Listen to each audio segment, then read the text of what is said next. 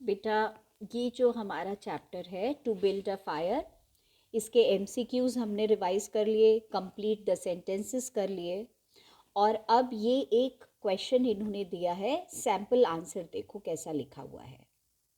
तो जब भी हम आंसर लिखते हैं हम पहले उसको रफ वर्क में डिसाइड कर लेते हैं that what we have to write down, और फिर जो हमारे बेटा क्वेश्चन में जो इम्पोर्टेंट पॉइंट्स होते हैं उसे हम हाईलाइट भी कर सकते हैं आंसर में।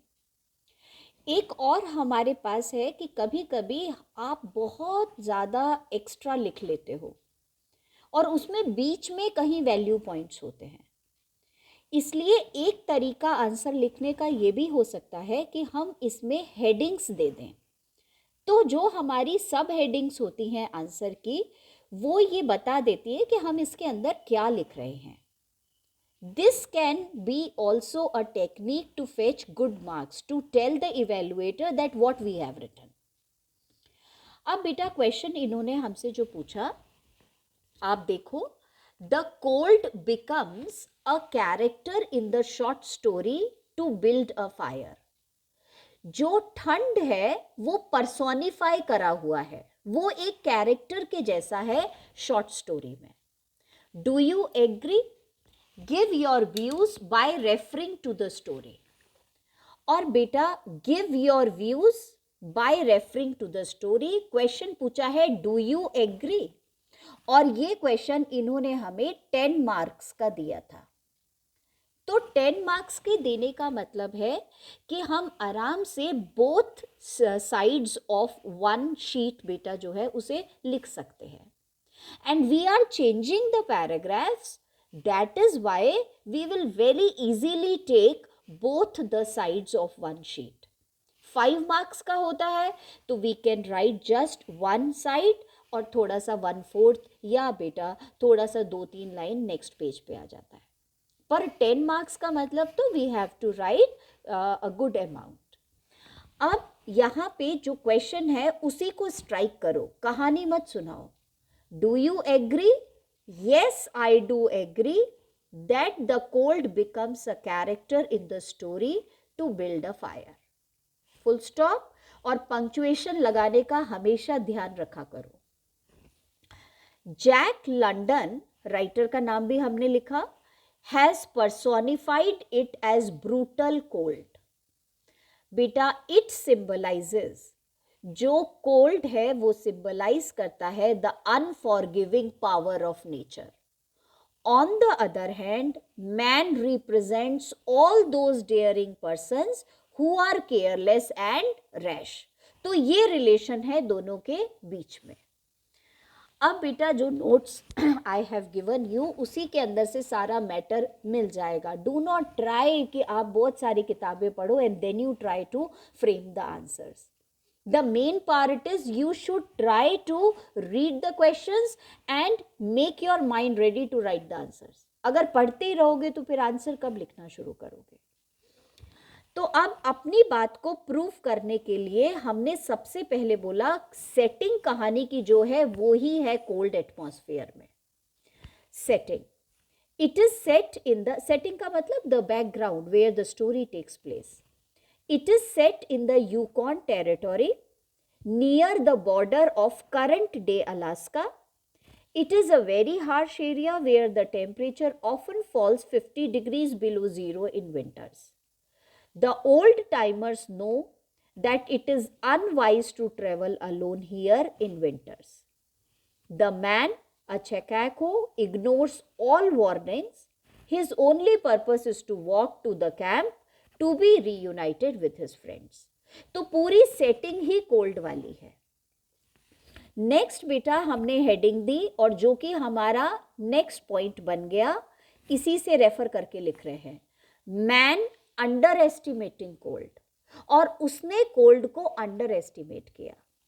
The man undertakes a 9-hour walk in brutally cold weather to meet his companions. He ignored the clear warning by the old timer from Sulphur Creek that no man should travel alone in the Klondike when the temperature was 50 degrees below zero. He only considered it as cold, a mere inconvenience. It was only when he spat and it crackled in the air, he realized it was colder than 50 below zero. The man was accompanied by a big native dog and it did not know. बेटा यहाँ it symbolize कर रहा है dog. तो हम इसमें दिखाना चाह रहे हैं, दोनों का कंपैरिजन भी बहुत ज़रूरी है दिखाना. बेटा it did not know anything about temperatures. Dog को कुछ भी नहीं पता, but sensed, पर वो अंडरस्टैंड करता है द डेंजर. फिर हमने एक और हेडिंग दिया, cold in the rising action. तो कोल्ड को एज अ कैरेक्टर दिया है, हाँ, क्योंकि पूरी कहानी में मैन के साथ साथ कोल्ड है, और कोल्ड बेटा कैसे अपना इम्पैक्ट दिखा रहा है, तो हम उसके लिए लिख रहे हैं. At 10 o'clock, the man reached the forks of the Henderson Creek. He decided to stop and rest. His face was numb, बिल्कुल उसका sensationless चेहरा हो गया था.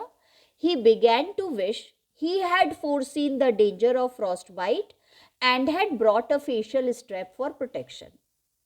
Somehow, he realized the danger of springs hidden beneath the snow-covered only by a thin sheet of ice. He began to feel increasingly nervous about the cold. It was at 12:30 that he stopped to eat lunch and built a fire, and for that moment the cold of space was outwitted. और बेटा उस एक moment के लिए उसने उस ठंड को हरा दिया. आउटविटेड मतलब डिफीट कर दिया, पर यह भी बहुत थोड़े टाइम के लिए था. तो बेटा हमने कैरेक्टर की तरह कोल्ड को प्रेजेंट कर रहे हैं, और एक बार मैन ने उसको हरा भी दिया था. लास्ट में आता है बेटा अनरिलेंटिंग पावर ऑफ कोल्ड. पर वो पावर है कोल्ड की जो आप रिलेंट नहीं कर सकते, अवॉइड नहीं कर सकते. विद हिज कॉन्फिडेंस रिस्टोर्ड, इसके बाद थोड़ा कॉन्फिडेंस बढ़ जाता है. He became less aware of his surroundings. He stepped into a hidden spring which wet him halfway to the knees. He built a fire but carelessly didn't notice it was under a snow-covered spruce tree and his fire went out. तो बेटा ये snow जो है ये भी तो cold है, उसी का इंस्ट्रूमेंट है. The man decided to rebuild the fire in the open space, but his lifeless fingers could not hold the matches and the whole pack fell in the snow.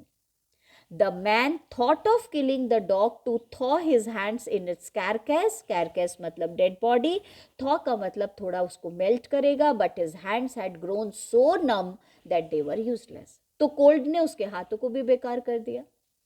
He started running, but he lost his stamina.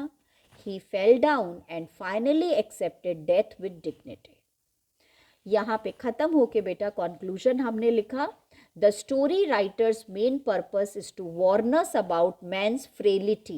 Frailty मतलब weakness as a creature of temperature and in general. Before undertaking anything, we must think of its consequences. और बेटा इस तरीके से हमने heading को बना करके अपने आंसर को डिवाइड करके लिखा हुआ है. ठीक है.